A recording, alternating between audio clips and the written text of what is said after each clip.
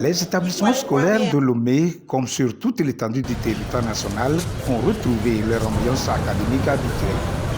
Madame le Premier ministre et quelques membres du gouvernement ont visité certains établissements pour constater l'effectivité de la reprise des cours. Après une semaine de rentrée pédagogique, les enseignants ont le moral haut pour conduire l'année à bon port. Le ministre des enseignements primaires et secondaires rassure, la rentrée est effective.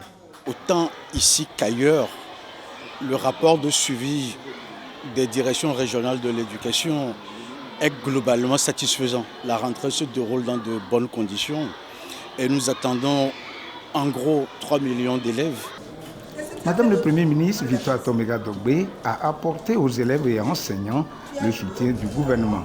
Elle a échangé avec les acteurs de l'éducation sur les enjeux et les défis du secteur. Elle a transmis à cet effet 2 messages. Nous avons une feuille de route qui est très claire dans notre pays. C'est faire de notre pays une nation paisible, une nation forte, une nation qui est respectée dans le monde entier. Et puis cela, il faut de la discipline, il faut de l'organisation, il faut un leadership. Le leadership, il est là, il est incarné par le chef de l'État. Et pour le faire, nous avons dit, nous ferons beaucoup plus d'inclusion. Pour pouvoir avoir accès à la connaissance, au savoir, une formation de qualité. C'est aussi mettre à disposition plus de manuels scolaires. C'est aussi recruter les enseignants, les former, les motiver. Et c'est tout cela qui forme l'écosystème dont nous avons besoin pour offrir une éducation de qualité à nos enfants.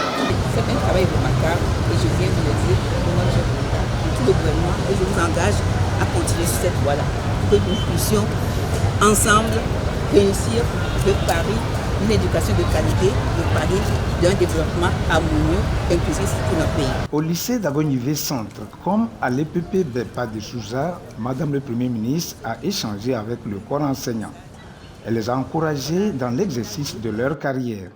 Madame le chef du gouvernement a insisté sur les réformes en cours dans le secteur de l'éducation. Enseignants et élèves ont leur partition à jouer pour la réussite de ces réformes qui misent sur l'adéquation formation-emploi. Un pays où l'économie émerge parce qu'on a compris qu'il faut éduquer, il faut former, il faut bien orienter, il faut savoir faire. Reprise générale des classes, nous sommes à l'école centrale dans la V1. Il est 7h45.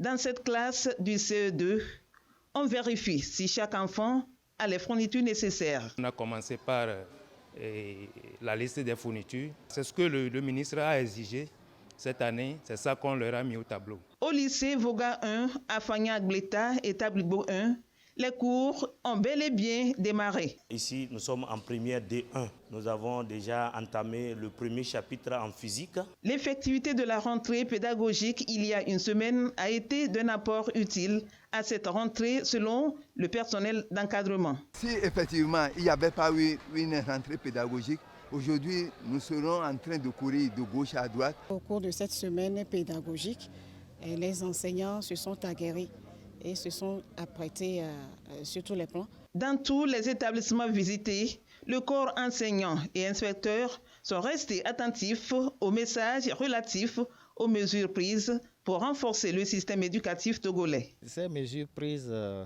vont certainement booster l'année. Le ministre Kodjo Adédié, partout où il est passé, a tenu à s'assurer de l'application sur le terrain des prix des articles scolaires en rapport avec la mesure sur le plafonnement.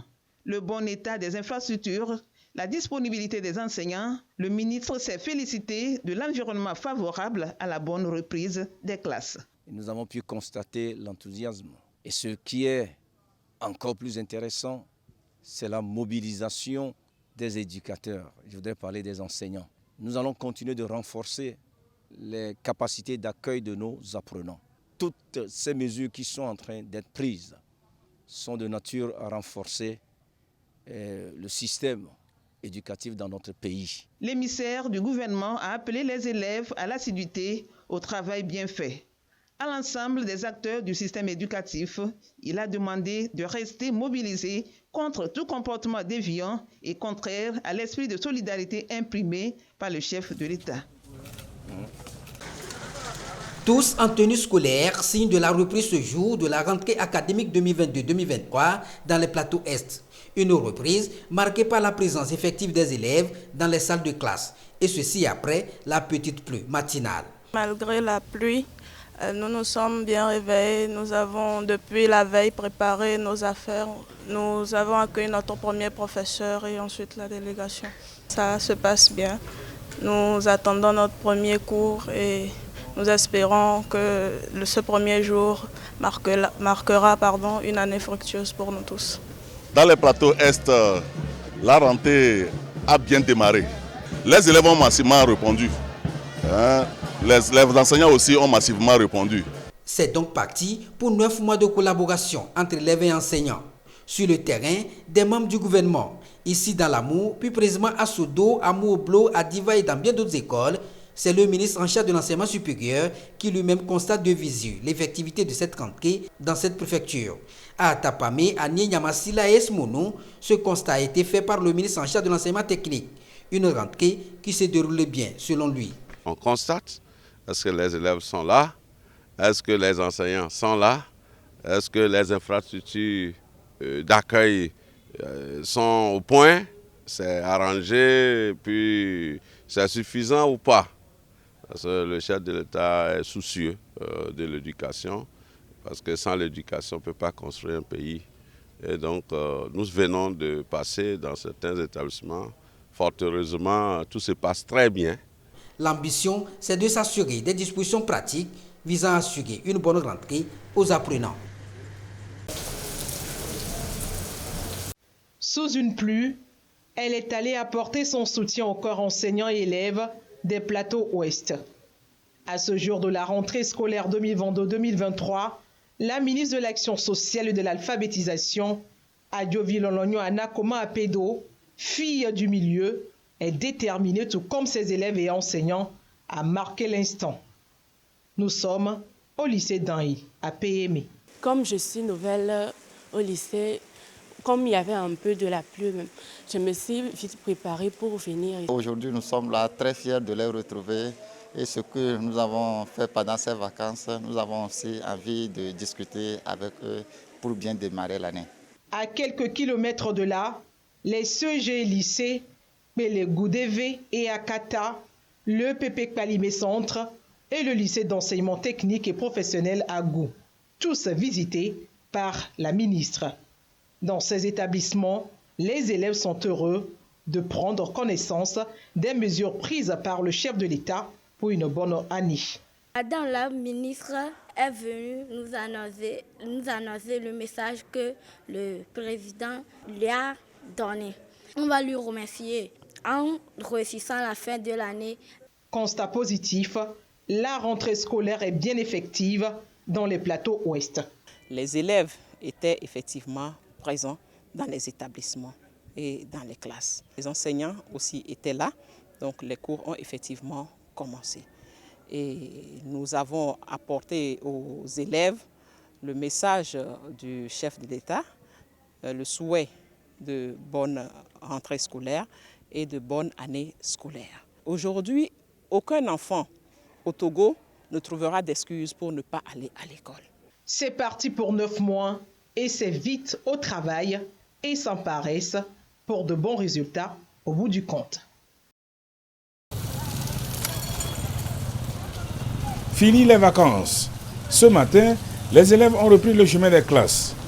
Pour la rentrée scolaire 2022-2023, le lancement pour le compte de la région de la Kara a été effectué au CRETFP, Centre régional de l'enseignement technique et de la formation professionnelle, par la ministre déléguée chargée de l'accès universel aux soins et le ministre des droits de l'homme, de la formation à la citoyenneté et des relations avec les institutions de la République, porte-parole du gouvernement. Après le cérémonial de lancement, les deux ministres et les autorités locales ont sillonné d'autres établissements de la région de la Kara pour s'assurer de l'effectivité de la rentrée scolaire.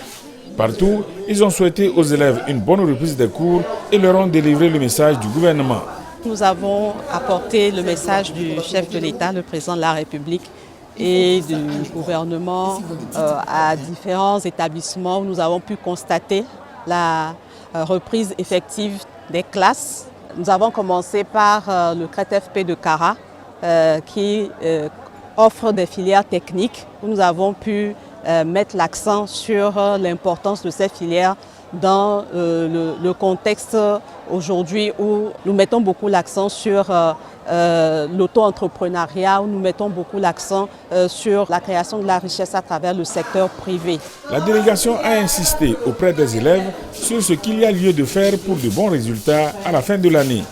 Nous avons rappelé à nos enfants, à nos petits frères, à nos petites sœurs, les valeurs qui sont les nôtres et qui permettent de réussir, notamment la discipline, la concentration, donner du respect à ses professeurs. Et nous avons beaucoup insisté aussi sur le phénomène des grossesses en milieu scolaire qui viennent entraver l'évolution de la jeune fille.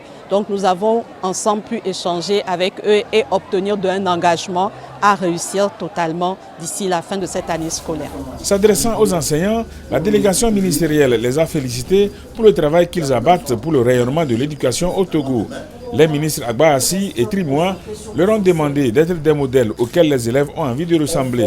Ils ont évoqué avec eux le souci du chef de l'État de voir l'école apaisée pour permettre au pays de lever les défis du développement.